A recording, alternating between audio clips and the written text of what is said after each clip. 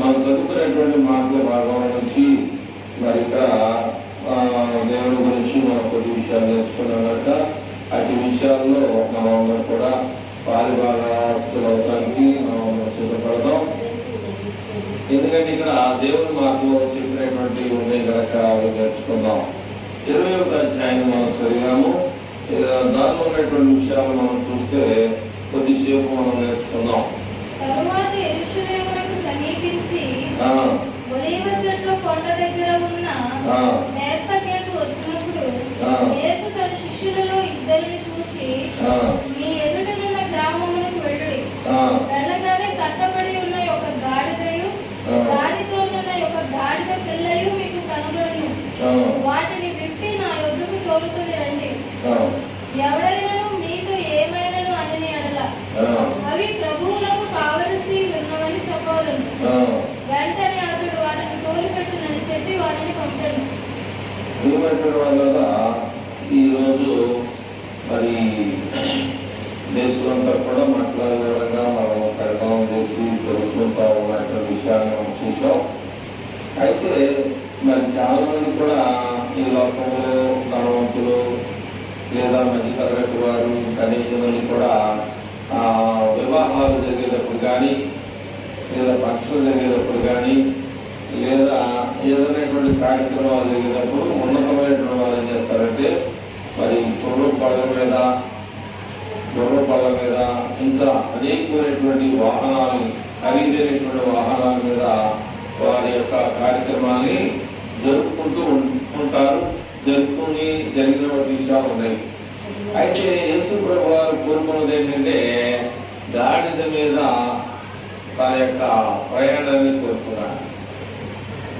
కంచర గాడిద అనేటువంటిది ఒకటి. గాడిద మీద అంటే గాడిద అంటే ఎవరైనా ఇష్టపడతారా? గాడిదని ఎవరు కూడా ఇష్టపడతారు. ఎందుకంటే మా అబ్బాయిని గుర్రపడ్డ మీద పెళ్లి చేయించాం, లేదా మా అబ్బాయికి మంచి ఉన్నతమైనటువంటి స్థితిలో ఎక్కడ ఫంక్షన్ హాల్లో చేయించాం, లేదనుకుంటే ఎక్కడెక్కడ మా జనాంగాన్ని తీసుకొని పెద్ద పందిర్లు వేసి భోజనాలు పెట్టామనేటువంటి విషయాలు చెప్పుకోవడం తప్పలేదు. అది నేను తప్పట్లా. కానీ ఏంటంటే వారికి ఉన్న స్థితిని బట్టి వారు చేసుకోగలిగారు. ఇక్కడ దేవుడు వాక్యం ఏం చేశాడంటే దేవుడు తగ్గించుకున్నాడు. దేవుడు తగ్గించుకున్నాడు అంటే అలాంటి స్థితి నాకు అవసరం లేదు. గాడిద చూడండి, మీరు ఇక్కడ ఏమన్నారంటే యెరూషలేమునకు సమీపించినటువంటి ఒలీవ చెట్ల దగ్గర ఉన్నటువంటి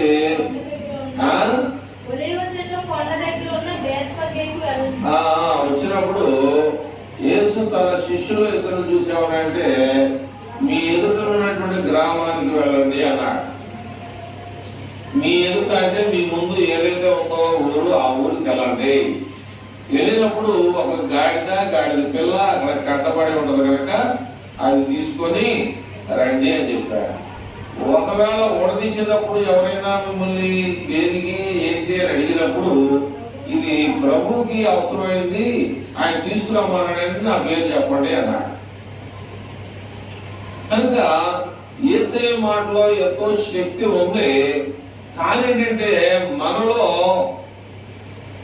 నమ్మలేనటువంటి పరిస్థితి, నిలబడలేనటువంటి పరిస్థితి, చనిపోతే ఏమైపోతామో ఏంటి, దేవుని మీద ఆనుకోలేనటువంటి పరిస్థితి, కొన్ని కలవరమైనటువంటి పరిస్థితులు ఎదురైనప్పుడు మనం ఏం చేస్తామంటే దేవుని కూడా విడిచిపెట్టేస్తా ఉంటాం.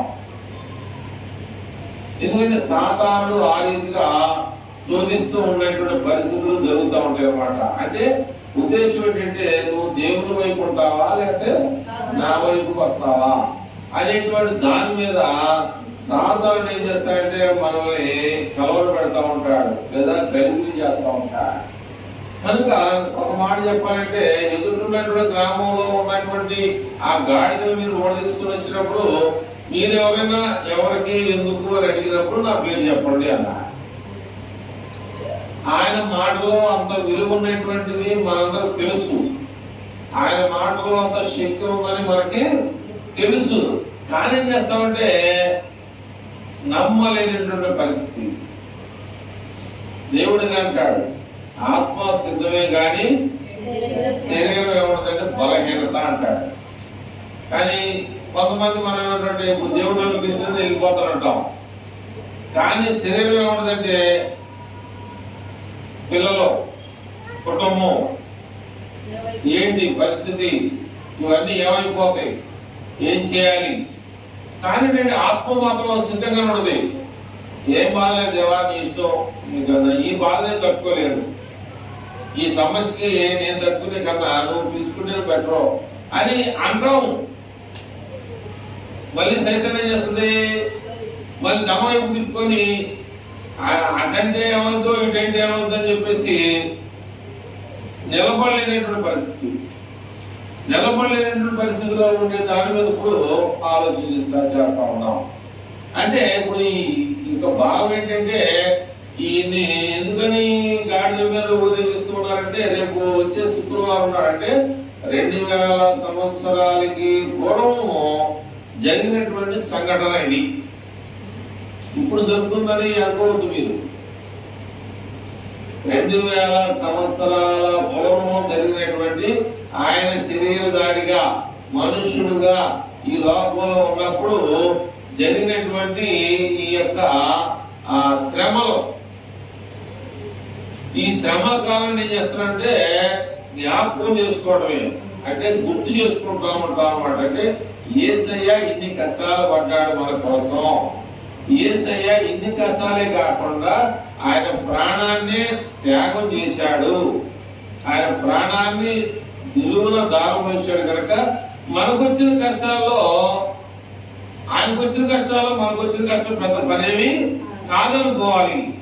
కానీ అనుకుంటామంటే అనుకోలేము. మనసు 10 రకాలుగా తిరుగుతూ ఉండదు అనమాట. మనసు ఏదైనా శోధన వస్తే ఒక రకమైనటువంటి ఆలోచనలో పెట్టుకోలేమనేటువంటి పరిస్థితి అనమాట. కనుక ఇక్కడ దేవుని యొక్క వాక్యాన్ని బట్టి మనం ఆలోచన చేస్తే ఎక్కడ చదువుమా 4 చదువు. అంటే ఈ మాట ఇంతకు ముందు దేవుడు వస్తాడు, వచ్చిన తర్వాత జరుగుద్ది, జరిగిన తర్వాత నెరవేరుద్ది అనేటువంటి మాట ముందుగానే రాయబడింది అన్నమాట.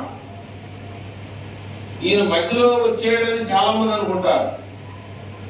అయితే మధ్యలో వచ్చినటువంటి మాట అయితే ఏమంటే ప్రవక్త వల్ల చెప్పబడిన మాట ఇది నెరవేరినట్లు ఇది జరిగిన అన్నాడు. అంటే గాడిద మీద ఒక ఆయన ఊరేగుతాడు. ఆ గాడిద మీద ఊరేగినటువంటి ఒక ఊరికి వెళ్తారు, ఆ ఊరు ఓడేసుకొస్తారు. ఆ మాట ఎప్పుడో చెప్పేశాడు ప్రవక్త. ఆ మాట ఎప్పుడు జరిగింది అంటే యేసు ప్రభువారు వచ్చిన తర్వాత ఆయన మరణించేటువంటి పరిస్థితిలో ఇక రేపు వచ్చే శుక్రవారం నాడు సిలువేసేటువంటి కార్యక్రమానికి ముందుగా ఆయన ఇవన్నీ కూడా చేసినటువంటి పనులు. ఇక మళ్ళీ ఆయన కనపడ్డావు కాబట్టి ఈ జరిగించినటువంటి విధానం అన్నమాట. అయితే అదే ఇదిగో అమ్మా నీ రాజు సాత్వికుడై, చూడండి ఇక్కడ ఏమన్నాయంటే ఇదిగో నీ రాజు సాత్వికుడై గాడిదను భారవాహక పశువు పిల్లనై ఉన్న చిన్న గాడిదను ఎక్కి నీ యొద్దకు వచ్చుచున్నాడని సియోను కుమారుతో చెప్పుడని అనున్నది. అంటే యేసు ప్రభువారు ఈ లోకానికి రాకముందే ఈ మాటలన్నీ కూడా పలుకుబడి వచ్చిన తర్వాత నెరవేర్చబడేది అన్నమాట. మరి చెప్పిన మాట ఏమవ్వాలి? నెరవేర్పు జరగాలి. నెరవేర్పు జరగాలంటే ఆయన యేసు ప్రభువారు రావాలి. కాబట్టి ఇక్కడికి వెళ్దాం. శిష్యులు వెళ్ళి యేసు తమకు ఆజ్ఞాపించిన ప్రకారం చేసి ఆ గాడిదను దాని పిల్లలను తోడుకొని వచ్చి వాటి మీద తమ బట్టలు వేయగా ఆయన బట్టల మీద కూర్చుండెను. జన సమూహములో అనేకులు తమ బట్టలు దారి పొడుగునా పరిచిరి. చూడండి, అనేక మంది బట్టలు దారి పొడుగున, చూడండి, దేవుని మీద ఉన్నటువంటి ప్రేమ, మన దేవుణ్ణి నేల మీద నడిపించకూడదు అనేటువంటి ఒక ఆలోచన కలిగి వారు ఏం చేస్తున్నారంటే దారి పొడుగున బట్టలు పరిచి, దారి పొడుగున బట్టలు పరిచి, కొందరు చెట్ల కొమ్మలు నరికి దారి పొడుగున పరిచిరి. కొంతమంది ఏంటంటే చెట్లు కొనేటువంటి కొమ్మలు కూడా నరికి ప్రభువుకి మహిమకరంగా ఉండటానికి ఆ చెట్ల కొమ్మల్ని కూడా ఏం చేశారంటే నరికి దారి పొడుగున ఏం చేశారంటే పరుచుకుంటూ వచ్చారన్నమాట. అంటే వారు ఈయన్ని గౌరవించే విధానాన్ని మనం చూస్తూ ఉంటాం.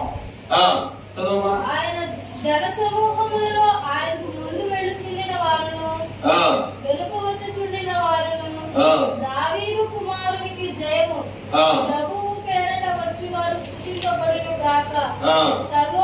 కాబట్టి దావీదు కుమారునికి జయము, ప్రభు పేరట వచ్చువాడు స్తుతింపబడును గాక, సర్వోన్నతమైన స్థలములో జయము అని కేకలు వేస్తూ ఆయన యెరూషలేమునకు వచ్చినప్పుడు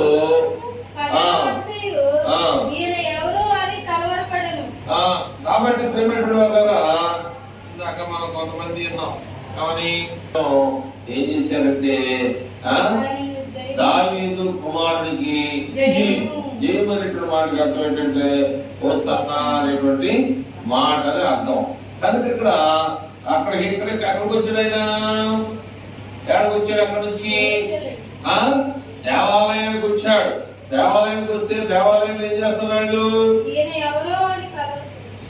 చదువు.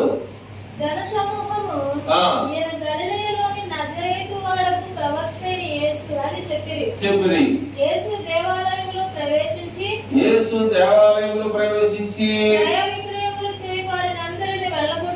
క్రయ విక్రయములు చేయవారినందరిని వెళ్ళగొట్టి రోకలు మార్చు వారి బలలను గుబలము వారి పీఠములను పడద్రోసి నా మందిరము ప్రార్థనా మందిరం అనబడును అని ఇప్పుడు రాయబడి ఉన్నది. అయితే మీరు దేవుని మందిరాన్ని దొంగల గృహంగా మీరు చేయవద్దు అని ఆ సంతోషకరమైన శుభ సందర్భంలో ఈ రోజు నాకు అందరూ కలిసి పండుగ చేస్తాను కదా, నేను పండుగ చేస్తానని చెప్పి కనుకోవట్లా. అక్కడ ఏం చేసాడంటే గుడివారిని దేవాలయంలో ఆయన రాగా ఆయన అంటే క్రీస్తు ప్రభు వారు వారిని ఏం చేశాడు? బాగు చేశాడు, స్వస్థత చేశాడు. గుడ్డివారికి దేవుడు గుడ్డివారికి నడవని కలిగేటట్టు చేశాడు. కళ్ళు లేని వారిని చూపు కలిగినట్టుగా చేశాడు. ఇంత గొప్పనటువంటి దేవునికి మరి మనందరము కూడా మరి చాలా జాగ్రత్తగా మనం ఆరాధించవలసినటువంటి వారు అయి ఉన్నాం. ఆ దేవుడు చాలా గొప్పవాడు. కానీ ఏంటంటే కొన్ని శోధంలో మనం ఏం చేస్తామంటే భయాన్ని కలిగి ఉంటాం. కొన్ని శోధంలో నిలబడలేని పరిస్థితిగా ఉంటాం. కొన్ని కష్టాల్లో మనం భయపడతా ఉండేటువంటి పరిస్థితి. ఎందుకంటే నిలబడాలనేటువంటి ఆలోచన ఉంటుంది. కానీ ఏంటంటే సాతానుడు లేదా ఎవరో చెప్పిన మాటలు అవన్నీ కూడా మనం ఏం చేస్తామంటే ఈ శరీరాన్ని బలపరచుకోవడానికి మనం ఏం చేస్తామంటే కొన్ని దేవునికి వ్యతిరేకమైనటువంటి కార్యక్రమాలకి వెళ్ళడానికి సిద్ధపడతాం. కానీ వెళ్ళకూడదు అనుకుంటా ఉంటాం. కానీ ఏం చేస్తాడంటే సాతానుడు నిలబడతావా, నా వైపు తిరుగుతావా, ఆయన వైపు తిరుగుతావా అని చెప్పేసి మనల్ని ఏం చేస్తాడంటే సాతానుడు కలవర పెడతా ఉంటాడు. ఆ కలవర పెట్టేటువంటి పరిస్థితుల్లో మనం ఏం చేయాలంటే చాలా జాగ్రత్తగా ఉండాలి. లేకపోతే పడిపోయే పరిస్థితి ఉండదు అన్నమాట. ఎందుకంటే దేవుని దగ్గరికి వెళ్ళాలంటే ఎలాంటి మార్గం ఉంటుంది? దేవుని దగ్గరికి వెళ్ళాలంటే ఎలాంటి మార్గం ఉంటుందంటే మనందరికీ తెలుసు. ఏ మార్గం? ఇరుకు మార్గము. సైతాను దగ్గరికి వెళ్ళాలంటే విశాలమైన మార్గము. కానీ ఇరుకు మార్గంలో వెళ్ళాలంటే కొద్దిగా కష్టం, విశాల మార్గంలో వెళ్ళడానికి తేలిక. కానీ ఏంటంటే విశాలమైందే మనం కోరుకుంటాం, కానీ దేవుడు ఏమంటే అది సరైనది కాదు అన్నాడు. కాబట్టి ప్రిమిటివ్ వల్ల ఇక్కడ దేవుని యొక్క మాటల్ని కొద్దిగా చదువుతానికి ముందుకెళ్దాం. 15 వచ్చిన 13 అయిపోయింది. అయిపోయింది 15. కాగా ప్రధాన యాజకులను శాస్త్రులను ఆయన చేసిన వింతలను దావీదు కుమారునికి జయము అని దేవాలయంలో కేకలు వేయుచున్న చిన్న పిల్లలను చూచి కోపముతో మండిపడి వీరు చెప్పుచున్నది వినుచున్నావా అని ఆయనను అడిగిరి. అందుకు యేసు వినుచున్నాను, బాలుల యొక్కయు చెండు పిల్లల యొక్కయు నోట స్తోత్రము సిద్ధింపజేసితివి అను మాట మీరన్నడను చదవలేదా అని వారితో చెప్పి వారిని విడిచి పట్టణము నుండి బయలుదేరి. అంటే ఇక్కడ వాళ్ళకి ఏం కలిగింది? శాస్త్రులకి ప్రధాన యాజకులకి కోపం ప్లస్ అసూయ కలిగింది. ఈయనకి ఎంత అంటే ప్రధాన యాజకులు అంటే ఎవరో? ప్రధాన యాజకులు అంటే దేవాలయంలో ప్రధాన యాజకులు అంటే ఒక మాట చెప్పాలంటే ప్రధానమంత్రి అంటే ఆయనకని పైన ఎవరు లేరు.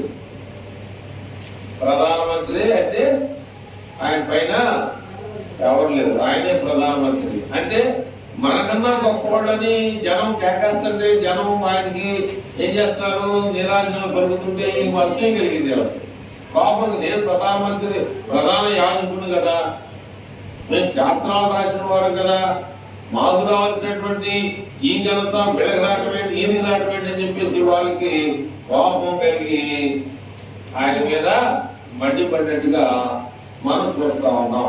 కనుక ఇక్కడ అద్భుతాలను మహత్కార్యాలు చేయడమే కాకుండా చనిపోయిన వారి సైతం కూడా లేపినట్టుగా మనం గ్రంథంలో నుంచి చూడగలుగుతా ఉన్నాం.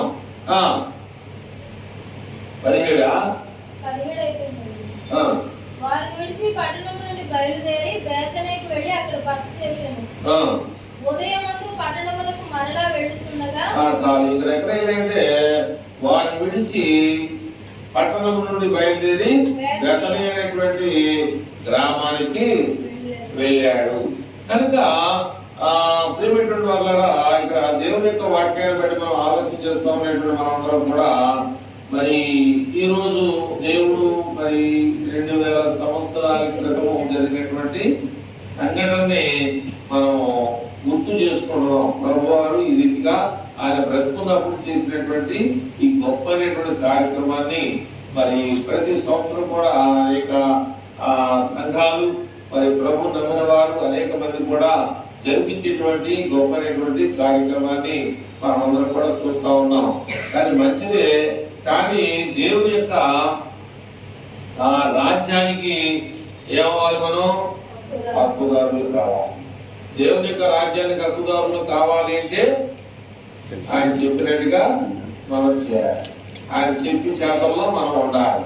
అప్పుడు మనం ఆయన రాజ్యానికి వారసులుగా ఉండే అవకాశము దేవుడు మనందరికీ కల్పిస్తారని చెప్పేసి ప్రభు పేరట మీకు ఈ విషయాలు తెలియజేస్తూ దేవుడు ఇచ్చినటువంటి ఈ ఉచితమైనటువంటి మాటల్ని మనం ఖచ్చితంగా మన మనసులో, మన హృదయాల్లో, మన తలంపుల్లో ఒకరు వేసుకొని ఆ వాక్యానుసారంగా మన జీవితాన్ని దేవుల్లో నడిపించాలని, దేవునిలో వాడబడాలని, దేవుని చేత మనము ముందుకి కొనసాగాలని చెప్పేసి ప్రభు పేరట మీకు ఈ విషయాలు తెలియజేస్తూ దేవుని యొక్క మాటలని ముగిస్తా ఉన్నా. కళ్ళు మూసుకుంటే ఇంకా మన కార్యక్రమం ఉంది, దానికి ముందుకు కొనసాగాలని ప్రభు పేరు తెలియజేస్తున్నాం.